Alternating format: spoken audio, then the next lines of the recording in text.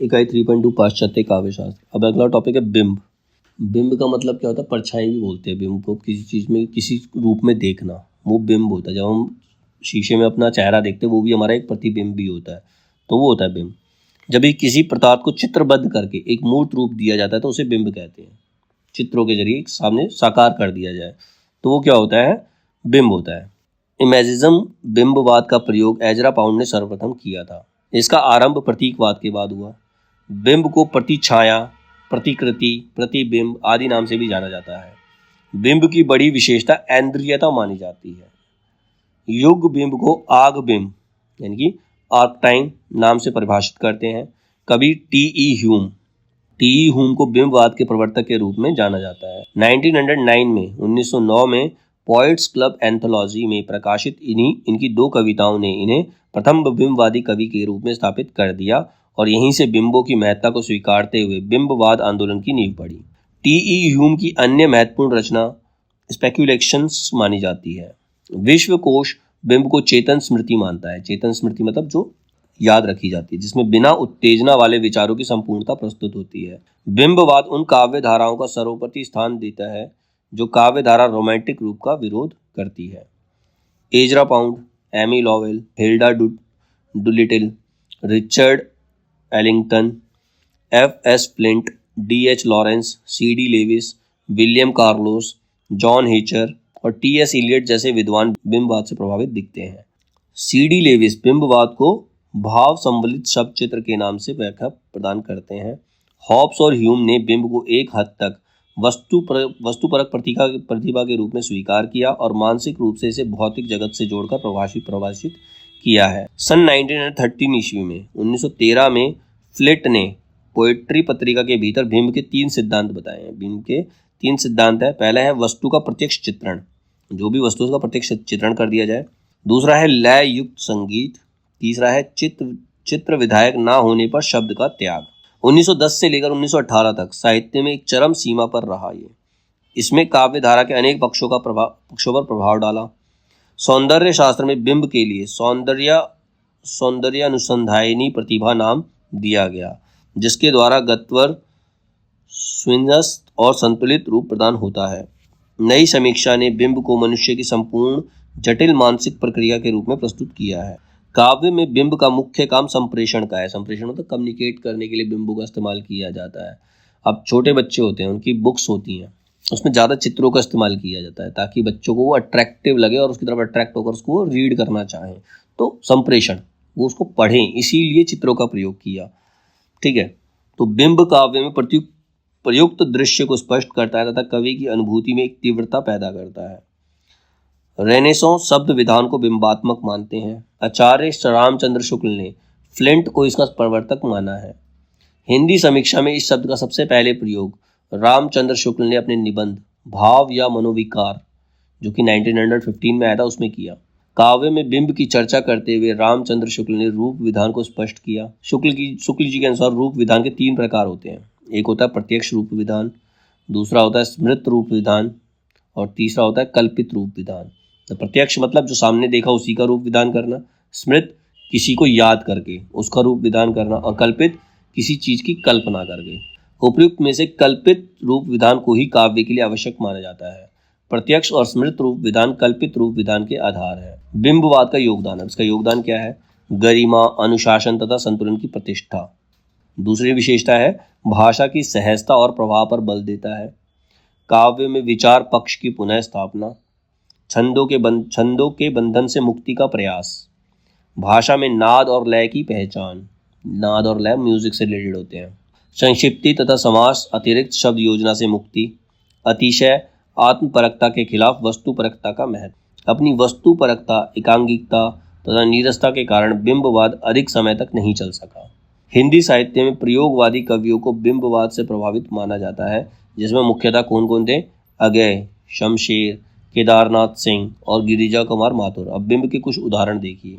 उहेड़ी दब लाइया, मृग पुकारे रोए, जा बन में क्रीड़ा करी, दाझद है बन सोए। इसमें संसार की नश्वरता को दर्शाया गया है। मतलब उहेड़ी दब लैया, मृगी पुकारे रोए, जब बन में क्रीड़ा करी, दाझद है बन सोए। मतलब इसमें हिरण और हिरणी का एग्जाम्पल लिया गया है। अब एक हिरणी है, उसका हिरण मर गया है, पहले जिसके साथ वो हमेशा खेला करती थी, क्रीड़ा किया करती थी, अब वो हमेशा के लिए सो गया। तो उसमें ऐसे ही संसार की नश्वरता को प्रतीक बनाया गया है कि संसार भी इसी प्रकार से नश्वर है, वो कभी एक जैसा नहीं रहता। अगला एग्जाम्पल दिया है, उड़ गई चिड़िया कापी फिर थीर हो गई पत्ती। इसमें दृश्य बिंब है, मतलब दृश्य वो दिखाया गया है। श्रव्य बिंब में एग्जाम्पल दिया गया है, घाटियों में भर्राती गिरती चट्टानों की गूंज, कांपती मंद गूंज अनुगूंज। घाटियों में मतलब जो पानी चट्टानों के ऊपर गिरता है उसकी जो गूंज आती है, उससे जो आवाज़ साउंड उत्पन्न होता है, वो श्रव्य बिंब है। उसको उसकी कल्पना करना। फिर है घ्राण बिंब, तुम्हारी दे मुझको करक चंपे की कली, दूर से ही स्मरण में गंध देती है। यहाँ पर है ग्रहण बिंब।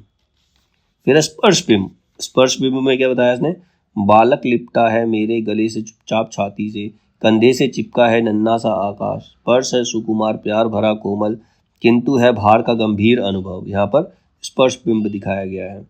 फिर है सज्जात्मक बिंब। सज्जात्मक बिंब में बांधा था विधु को किसने इन काली जंजीरों से, मणि वाले फणियों का मुख क्यों भरा हुआ है हीरो से। मतलब यहाँ पर उसकी सजावट का वर्णन किया गया है। बांधा था विधु को किसने इन काली जंजीरों से, मणि वाले फणियों का मुख क्यों भरा हुआ है हीरो से। मतलब यहाँ पर नागों से बंधा हुआ व्यक्ति दिखाया गया है, जिसके नागों के मुंह के अंदर मणि है जो चमक रही है। तो यहाँ पर सज्जात्मक बिंब है। फिर है घनात्मक बिंब, तो खुली एक उच्छ्वास संग, विश्वास तब बंद अंग अंग, नत नयनों से आलोक उतर, कापा अधरों पर थर थर। तो यहाँ पर घनात्मक बिंब है। ये सरोज स्मृति से ली गई है ये लाइनें जो हैं, ठीक है। फिर है अमूर्त बिंब। अमूर्त बिंब जो है, मिला कहाँ वह सुख जिसका मैं स्वप्न देख कर जाग गया, आलिंगन में आते आते मुस्किया कर जो भाग गया। अमूर्त मतलब कल्पित किया, मतलब अपने प्रिय की कल्पना करते हुए ये लिखा गया है। नाद बिंब। नाद बिंब में रवि हुआ अस्त ज्योति के पत्र पर लिखा अमर, रह गया राम रावण का अपराजय समर, आज का तीक्ष्ण सर विद्रुत क्षिप्र कर वेग प्रखर, सतलेश श्रवणशील नील नभ गर्जित स्वर, प्रतिपल प्रतिवर्तित व्यू वेद कौशल समूह, राक्षस विरुद्ध प्रतियुह क्रुद्ध कपि विषम हूँ। यहाँ पर युद्ध का नाद दिखाया गया है। और ये जो लाइनें ली गई हैं ये राम की शक्ति पूजा से लाइनें ली गई हैं, ठीक है। तो ये बिंबों के रूप बताए गए थे। अब डॉक्टर नगेंद्र के अनुसार बिंब का वर्गीकरण कैसे है। अब उन्होंने 5 प्रकार से किया है, ऐन्द्रिकता के आधार पर, सर्जक कल्पना के आधार पर, प्रेरक अनुभूति के आधार पर, काव्यार्थ दृष्टि के आधार पर, काव्य दृष्टिपरक बिंब दृष्टि के आधार पर। अब इनको अलग अलग एक्सप्लेन किया है। ऐन्द्रिकता के आधार पर क्या है, दृश्य, इसमें चाक्षुष बिंब है, श्रव्य बिंब है, स्पर्श बिंब है, गंध बिंब है, स्वाद बिंब है, ठीक है। सर्जक कल्पना के आधार पर स्मृत बिंब और कल्पित बिंब। प्रेरक अनुभूति के आधार पर सरल बिंब, मिश्र बिंब, जटिल बिंब और पूर्ण और समाकलित बिंब। काव्यार्थ दृष्टि के आधार पर एकल बिंब और संश्लिष्ट बिंब। फिर है काव्य दृष्टिपरक बिंब दृष्टि के आधार पर, वस्तुपरक बिंब और स्वच्छंद बिंब। अब बिंब के संदर्भ में विद्वानों के महत्वपूर्ण कथन क्या है। सबसे पहले है जोसेफ टी शिल्पी, ये कहते हैं बिंब इंद्रिय गोचर पदार्थ की प्रामाणिक अभिव्यक्ति है। हुएले कहते हैं बिंब अरूप भाव या विचार की पुनर्रचना है। सीडी लेविस ये कहते हैं कवि की वस्तु एवं उससे प्राप्त संवेदन से युक्त पुनः सृष्टि में उक्त दोनों तत्व आपस में मिलकर बिंब का उत्पादन करते हैं, जिसमें दोनों का औपमय प्रत्यक्ष होता है। फिर सुमित्रानंदन पंत कहते हैं कविता के लिए चित्र भाषा की आवश्यकता होती है, उसके शब्द सस्वर होने चाहिए जो बोलते हों, शब्द की तरह जिनके रंग की मधुर लालिमा भीतर ना समा सकने के कारण बाहर छलक पड़े, जो अपने भाव को अपनी ही ध्वनि में आंखों के सामने चित्रित कर सके, जो झंकार में चित्र और चित्र में झंकार हो। ये किसने कहा था, सुमित्रानंदन पंत ने। इमेज, आचार्य रामचंद्र शुक्ल कहते हैं बिंब क्या है, एक इमेज है। बिंब योजना विभाग के अंतर्गत होती है, चित्रण उसका प्रमुख धर्म है, किसी चीज को चित्रित करना। इसकी दूसरी विशेषता है संश्लिष्ट रूप विधान। बिंब व्यक्ति या विशेष का होगा, सामान्य या जाति का नहीं। कविता का अर्थ बिंब ग्रहण कराना होता है, अर्थ ग्रहण कराना नहीं।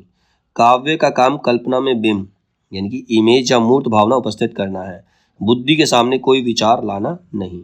यहाँ कोई कंसेप्ट नहीं है, एक इमेज प्रस्तुत करने ही काव्य होता है। काव्य में अगर बसंत ऋतु का वर्णन किया गया है तो व्यक्ति के जो सुन रहा है या जो पढ़ रहा है उसके सामने बसंत ऋतु में जो भी माहौल होगा, जो भी एनवायरनमेंट होगा, उसके सामने, उसकी आंखों के सामने आना चाहिए, ऐसे शब्दों का इस्तेमाल किया जाए। वो बिंब है। डॉक्टर नगेंद्र कहते हैं काव्य बिंब शब्दार्थ के माध्यम से कल्पना द्वारा निर्मित एक ऐसी मानस छवि है जिसके मूल में भाव की प्रेरणा रहती है। फिर डॉक्टर नगेंद्र ने कहा सार्थक शब्द के अपने अपने बिंब होते हैं और लय संगीत आदि भी श्रव्य बिंबों से युक्त रहते हैं। काव्य बिंब की रचना में ये बिंब उपादान के रूप में काम आते हैं। डॉक्टर राम स्वरूप चतुर्वेदी ये कहते हैं साहित्य यदि बिखरे और खंडित जीवन की पुनर्रचना है तो बिंब विधान इस पुनर्रचना की प्रक्रिया मतलब इसका प्रोसेस है। साहित्य जीवन को अर्थवत्ता प्रदान करता है और जीवन की अर्थवत्ता बिंब से ही निश्चित होती है। कहना ना होगा कि बिंब योजना काव्य का प्रधान व्यापार होने से काव्य की कसौटी बन जाता है और बिंब योजना की सफलता ही कवि की सफलता का मानदंड कही जाती है। फिर है केदारनाथ सिंह कहते हैं बिंब शब्द के अर्थ में क्रमशः विकास हुआ है। आधुनिक आलोचना के क्षेत्र में जो अर्थ उसे दिया गया है वह अपेक्षाकृत नया है। सामान्यतः उसका प्रयोग मूर्तिमत्ता अथवा चित्रात्मकता के अर्थ में किया जाता है, परंतु आज की समीक्षा में उसका चित्रात्मकता वाला अर्थ गौण हो गया है, सेकेंडरी हो गया और पाठक को इंद्रियता चेतना के किसी भी स्तर पर प्रभावित करती है। इससे भी आगे बढ़कर कुछ आलोचकों ने युंग मनोविज्ञान के आधार पर बिंब विधान की प्रक्रिया को सामूहिक अवचेतन यानी कि कलेक्टिव ऑक्शंस के स्तर पर देखने का प्रयास किया है। तात्पर्य यह है कि नई समीक्षा में बिंब स्थूल शब्द चित्र मात्र का बोधक न रहकर मनुष्य की संपूर्ण जटिल मानसिक प्रक्रिया का बोधक बन गया है। उसका क्षेत्र अलंकार विधान के समान केवल काव्य तक सीमित नहीं है। उसकी स्थिति काव्य के अतिरिक्त संगीत, चित्रकला और मूर्तिकला इत्यादि में भी मानी जाती है। इस प्रकार उसका क्षेत्र बहुत व्यापक हो गया है। फिर केदारनाथ सिंह ने कहा है कि काव्यगत बिंब वह शब्द चित्र है जो इंद्रिय गुणों में अनिवार्य रूप से समन्वित होता है।